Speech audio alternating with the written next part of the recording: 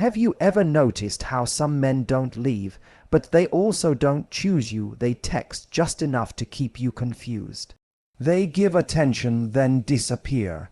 And the worst part, you're not heartbroken, you're uncertain. Let me tell you something important. Confusion is not love. Confusion is a strategy, and today I'm going to show you how to respond not by chasing, not by begging, but in a way that changes everything.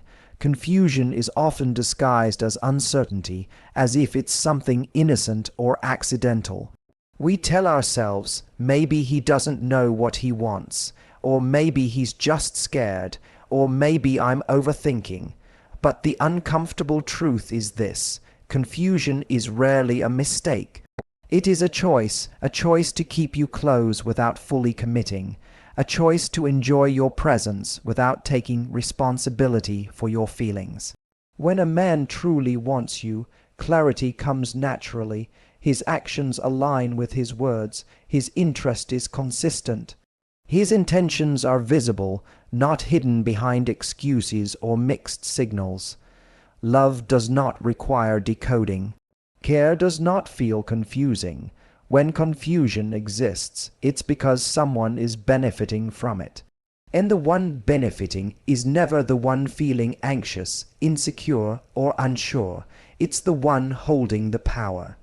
Confusion allows a man to keep his options open while keeping you emotionally invested. He gets the comfort of your attention, the warmth of your presence, and the reassurance of knowing you're there, all without the weight of commitment. And the longer you stay confused, the less he has to decide. Confusion becomes a safe space for him, but an emotional trap for you. People who are genuinely unsure don't act hot and cold. They don't pull you close one moment and push you away the next.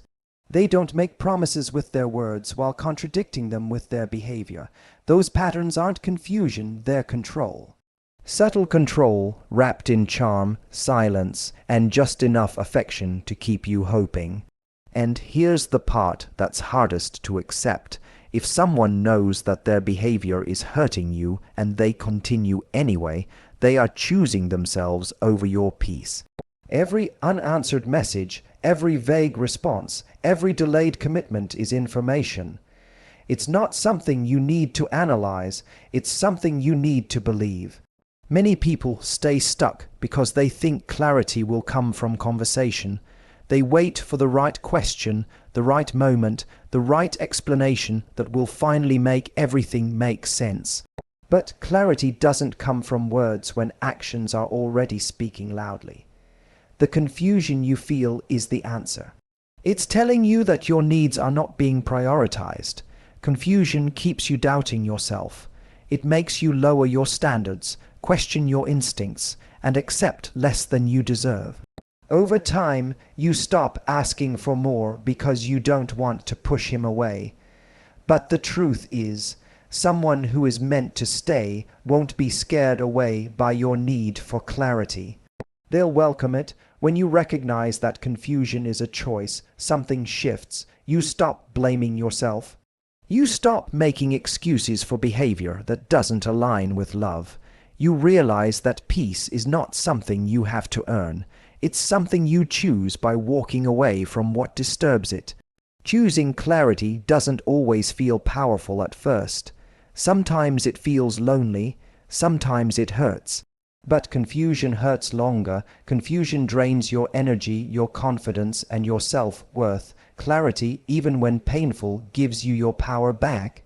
Mixed signals are not confusing because they are complicated. They are confusing because they are intentional. One moment, there is warmth, attention, and connection. And the next there is distance, silence, or emotional withdrawal. This inconsistency keeps you questioning yourself instead of questioning the situation. And that is exactly why mixed signals work. They shift the focus away from the other person's intentions and place it on your reactions. When someone truly wants to be with you, their behavior doesn't fluctuate based on convenience. They don't show up intensely and then disappear. They don't express interest only when it suits them. Consistency is not something people have to force when their feelings are genuine. It is the natural result of clarity. Mixed signals, on the other hand, are the result of mixed intentions. A person who sends mixed signals is often torn between desire and responsibility. They want the emotional closeness, validation, and comfort that come from being connected to you, but they are unwilling to commit to the effort, vulnerability, or accountability that real connection requires, so instead of choosing, they hover. They give just enough to keep you engaged, but never enough to give you security. This creates an emotional imbalance. You start waiting for the version of them that feels warm, open, and attentive, hoping that if you are patient enough or understanding enough, that version will stay. But what you're really doing is negotiating your needs with someone who has already shown you their limits. Mixed signals are not a sign that someone is figuring things out. They are a sign that someone is protecting their freedom at the cost of your peace. One of the most damaging effects of mixed signals is how they erode your intuition. You feel something is off, but their occasional affection makes you doubt yourself. You tell yourself you're being too sensitive or demanding. Slowly, you start accepting inconsistency as normal, even though it leaves you anxious and unsettled. The relationship becomes less about mutual connection and more about emotional survival. If someone wanted clarity with you, they would create it. They would communicate openly, they would follow through, they would not leave you guessing where you stand. Mixed signals are not a communication problem, they are a decision problem. The decision to stay ambiguous rather than be honest, because ambiguity benefits them. It's important to understand that mixed intentions don't always come from malice. Sometimes they come from fear, immaturity, or unresolved issues. But the reason doesn't change the impact. Whether intentional or unconscious, mixed signals still ask you to accept uncertainty as the price of connection. And that is a price that slowly drains your self-worth. Clarity feels calm. Even when it leads to disappointment, it allows you to stand on solid ground. Mixed signals keep you suspended, always waiting for confirmation that never fully arrives. And in that waiting, you pause your own life, your own growth, and your own happiness. When you stop responding to mixed signals, you reclaim your power. You stop interpreting inconsistency as potential. You stop investing in what doesn't invest back. And you begin to recognize that real interest doesn't make you feel anxious. It makes you feel secure. Mixed signals mean mixed intentions, and mixed intentions are never the foundation of a healthy, lasting connection. Choosing to walk away from confusion is not a loss, it is a return to yourself. It is the moment you decide that peace, consistency, and respect are not negotiable. The moment you stop tolerating confusion is the moment you begin honoring yourself, and that decision to no longer accept what unsettles your heart is where real strength begins. There comes a moment when you realize that the answers you are searching for will never come from the person you're questioning. Not because the answers don't exist, but because your confusion serves them. When someone benefits from keeping you uncertain, closure is the last thing they want to give you. Clarity would require honesty, and honesty would require accountability. Seeking closure often feels like strength. It feels like you're standing up for yourself, asking for clarity, demanding understanding. But when you're seeking it from someone who thrives on ambiguity, it becomes an emotional trap. Every unanswered question, every vague response, every delayed conversation keeps you engaged. You stay invested, hoping that the next message or explanation will finally bring peace. But instead of peace, you receive more uncertainty. People who benefit from your confusion know exactly what they're doing. They know which words to use to soften your doubts without resolving them. They offer partial truths, half promises, and just enough reassurance to keep you from walking away. This creates a cycle where you feel heard but never settled, understood but never secure. Closure doesn't come from someone else's willingness to explain. It comes from your willingness to accept what their behavior has already shown you. Actions are not ambiguous. If someone wanted to choose you, they would. If someone valued your emotional safety, they would protect it. The absence of clarity is clarity. The more you chase explanations, the more you give away your power. You start negotiating your needs, softening your boundaries, and minimizing your hurt just to keep the conversation going. And slowly, you begin to believe that peace is something you must earn through patience and understanding. But peace is not a reward for endurance. It is a standard. Someone who benefits from your confusion is not confused about you. They are confused about themselves, or more accurately, they are unwilling to face themselves, and instead of doing the work to be honest, they pass the emotional cost on to you. They let you carry the weight of uncertainty while they enjoy the freedom of indecision. Walking away without closure can feel terrifying.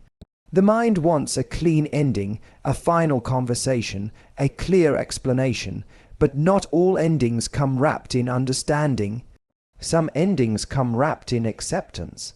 Acceptance that you may never hear the words you deserve, but you can still choose peace.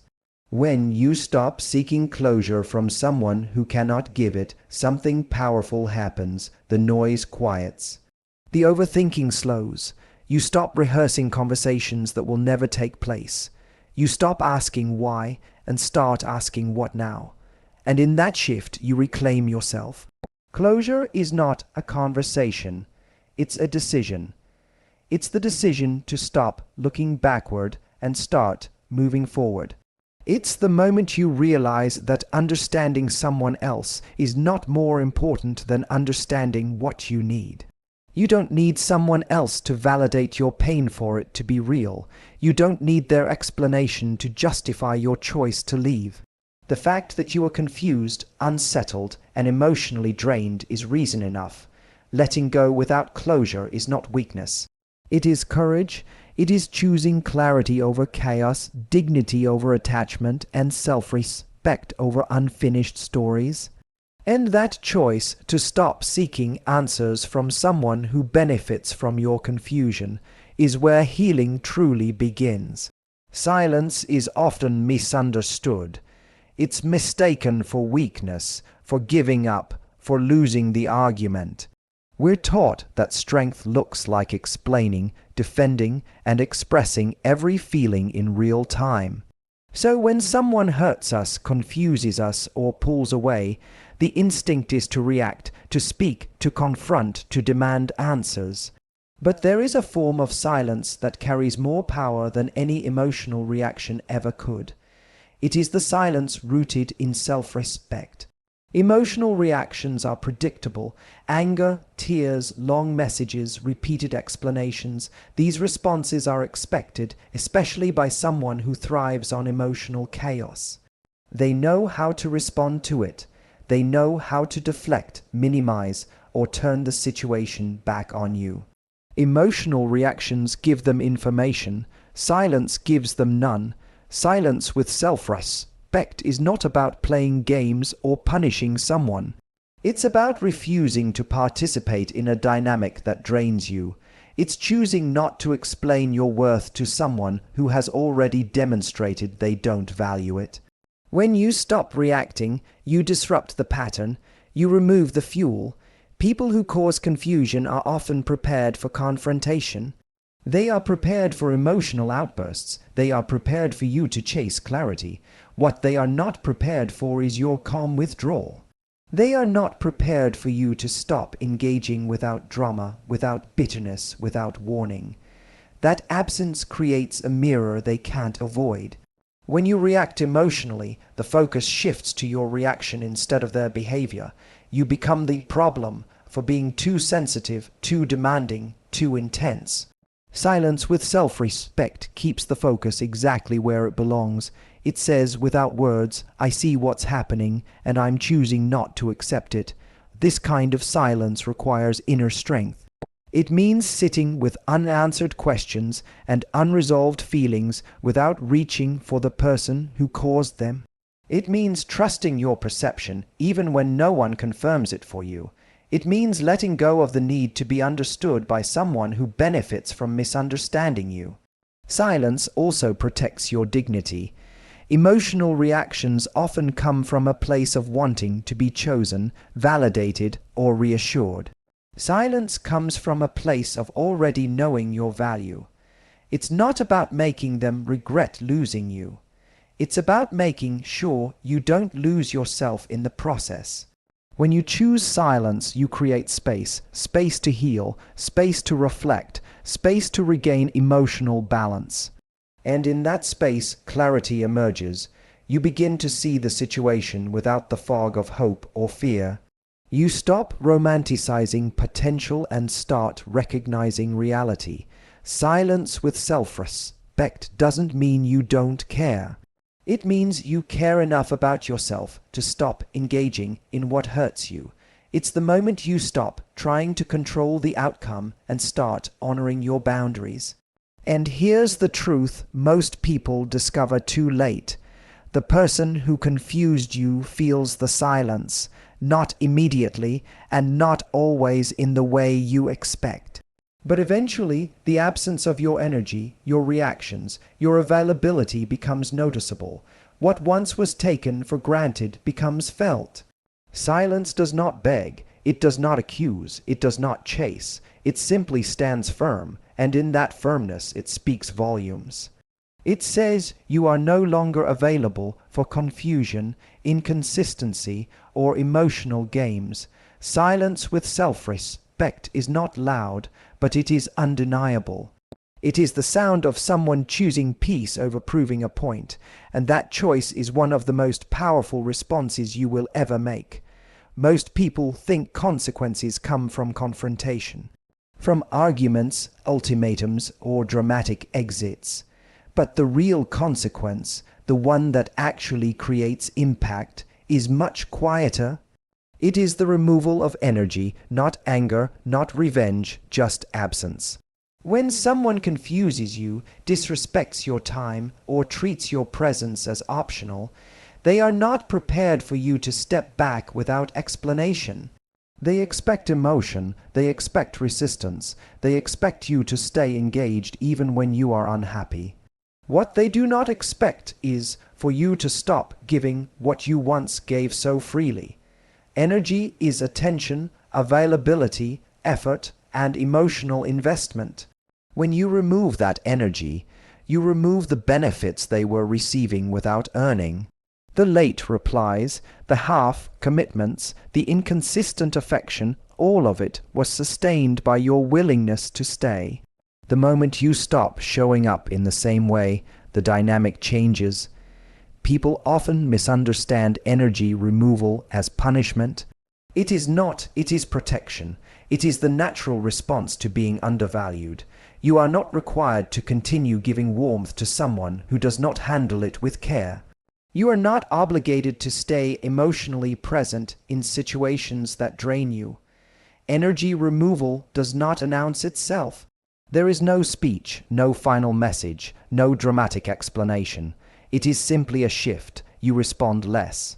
You invest less. You stop rearranging your life to accommodate someone who never made space for you. And in that shift, you reclaim your time, your focus, and your peace. This is what makes energy removal powerful. It forces reality to speak. Without your constant presence softening the consequences of their actions, the truth becomes clear. Either they step up or they fade out, and either outcome gives you clarity.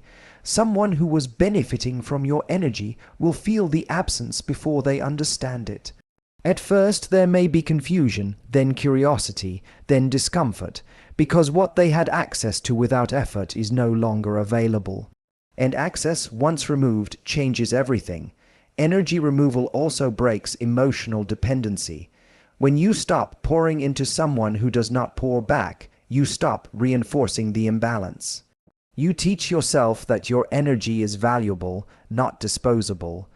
You learn that connection should feel mutual, not exhausting. This process is not easy. Removing energy requires discipline. It means resisting the urge to check in, to explain, to re-engage out of habit or hope. It means choosing long-term peace over short-term comfort. But every time you choose yourself, your self-trust strengthens. The most important shift happens within you. You stop measuring your worth by someone else's attention. You stop waiting for validation from a situation that was never stable. You begin to feel lighter, clearer, and more grounded. That is the real reward. If someone truly values you, energy removal will wake them up. If they don't, it will free you. In both cases, you win, because you are no longer stuck trying to prove your value to someone who never recognized it. Energy removal is not about teaching someone a lesson.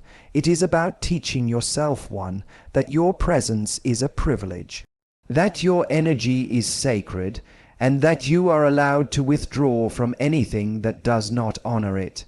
When you stop giving energy to what hurts you, you start giving it back to yourself, and that is the most powerful consequence of all. Choosing yourself is often misunderstood as selfishness, as if prioritizing your well-being means you are taking something away from others. But choosing yourself is not about rejecting love or connection. It is about refusing to abandon yourself in order to be accepted. It is the moment you decide that your peace matters as much as your feelings for someone else. For a long time, many people are taught to compromise, to be patient, to understand, to wait. And while those qualities can be beautiful, they become destructive when they require you to shrink, to stay silent about your needs, or to tolerate emotional uncertainty. Choosing yourself is the moment you stop negotiating your self-worth for temporary affection. It is not always a loud decision. Often it is quiet. It looks like pulling back from conversations that leave you drained. It looks like no longer explaining yourself to people who refuse to listen. It looks like walking away without needing to prove your point. There is immense power in that restraint. When you choose yourself, you break the pattern of seeking validation from someone who cannot give it. You stop measuring your value by how hard you are willing to try. You realize that love is not something you earn through endurance. It is something that meets you where you are. This choice can feel uncomfortable at first. Guilt may appear. Doubt may follow. You may wonder if you gave up too soon or if you asked for too much. But choosing yourself is not about perfection. It is about alignment. It is about noticing when something consistently costs you your peace and deciding that the cost is too high. Choosing yourself also changes the way you show up in the world. You become clearer in your boundaries. You become more selective with your energy. You stop chasing connections that require you to abandon your values. And as a result, you attract relationships that feel safer, steadier, and more mutual. The ultimate power move is not making someone regret losing you. It is no longer needing them to understand your choice. It is trusting that your feelings are valid without external confirmation. It is knowing that walking away does not make you weak, it makes you honest. When you choose yourself, you stop romanticizing potential and start respecting reality. You stop hoping someone will change and start honoring who they are showing you they are. That clarity brings freedom. Freedom from overthinking, freedom from emotional exhaustion, freedom from settling. This decision does not mean you stop caring. It means you care wisely. It means you protect your heart instead of offering it to situations that consistently hurt you. It means you understand that love without self-respect is not love. It is sacrifice disguised as loyalty. Choosing yourself is the moment you reclaim your power from people and situations that drained it. It is the moment you remember that your presence is not something to be earned through confusion or inconsistency. It is a gift, and you decide where it belongs. And once you choose yourself, everything changes. You no longer chase what runs from you. You no longer beg for clarity. You no longer accept breadcrumbs in place of commitment. You stand firmly in your worth, and that alone reshapes your life. Choosing yourself is not the end of love. It is the beginning of the right kind.